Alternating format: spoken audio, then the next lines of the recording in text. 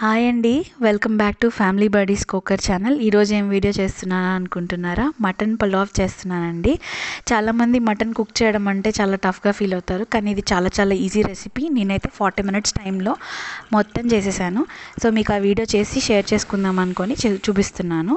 So ఇందులో first వచ్చేసి నేను మటన్ స్లాట్ మిస్ అయిందండి, చూడండి చెప్తాను. మటన్ నీట్గా కడిగేసేసుకొని దాంట్లో కొద్దిగా అల్లం వెల్లుల్లి పేస్ట్, కొద్దిగా సాల్ట్ వేయాలి. కేజీకి మటన్కి నేనైతే 3 spoons ఆఫ్ సాల్ట్ వేసాను, అలాగే 3 spoons ఆఫ్ అల్లం వెల్లుల్లి పేస్ట్ వేసాను.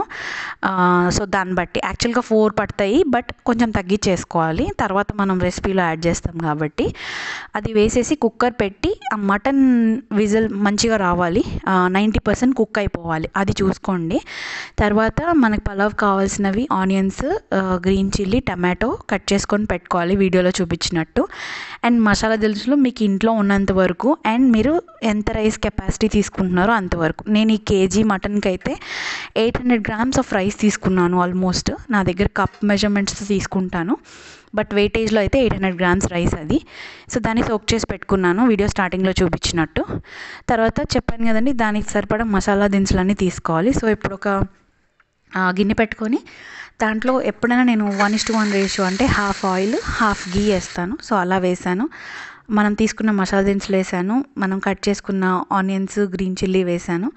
అవి బాగా వేగాక నేను కుక్కర్ మూత ఓపెన్ చేసి చూపించాను చూడండి. అలా మటన్ ఉడికాక ఆ మటన్ తీసుకొని దాంట్లో వేసాను. మిగిలిపోయిన వాటర్ నేనైతే ఈ పలావ్ రెసిపీలో రైస్కి యాడ్ చేసేసాను. మీకు కావాలనుకుంటే దాన్ని సూప్ లాగా కూడా చేసుకోవచ్చు, చాలా టేస్టీగా ఉంటుంది. జస్ట్ ఒక 2-3 minutes పడుతుంది అంతే, మీకు రెసిపీ రెడీ అయిపోతుంది. బట్ నేనైతే ఆ వాటర్ యూస్ చేసేసుకున్నా పలావ్లో, నేను సూప్ చేయట్లేదు కాబట్టి. సో తర్వాత వచ్చేసి మనం ఆ మటన్ కొంచెం ఉడికాక లైట్గా సాల్ట్ వేసుకొని, టమాటోస్ వేసుకున్నాక సాల్ట్ వేసాను. సో ఇంతవరకు బాగా అయిపోయాక దీని మెజర్మెంట్ ఆఫ్ వాటర్ వేసుకోవాలి. అది వేసే ముందు రైస్ వేయాలి. ఈ చిన్న వీడియో క్లిప్ మిస్ అయిందండి. సో రైస్ వేసాక దానికి తగినన్ని వాటర్ పోసాను. చెప్పాను కదా, 1 cup వాటర్ తగ్గించి నేను ఉడకబెట్టిన ఈ మటన్ వాటర్ పోసుకున్నాను. సో అది మీకు తర్వాత వీడియోలో కనిపిస్తుంది చూడండి. సో ఇలా చేసేసుకున్నాక ఫస్ట్ హై ఫ్లేమ్ మీద పెట్టుకొని ఉడికించుకోవాలి. తర్వాత నేను లో ఫ్లేమ్లోకి పెట్టినప్పుడు దాన్ని మార్చి, దోశ పెనం ఉంటుంది కదండి, నా దగ్గర ఐరన్ దోశ పెనం ఉంది, దాని మీద పెడితే ఏంటంటే ఫ్లేమ్ ఈవెన్గా స్ప్రెడ్ అవుతుంది. పలావ్ కానీ బిర్యానీస్ కానీ చేసేటప్పుడు ఈ టిప్ ఫాలో అవ్వడం మర్చిపోవద్దు. మీకు ఇంకా డీటెయిల్గా రెసిపీ డిస్క్రిప్షన్ కావాలంటే నాకు కమెంట్లో తెలియజేయండి, నేను పెడతాను. Thank you so much for watching this video. Please do like, share and subscribe to our channel. Thank you, bye.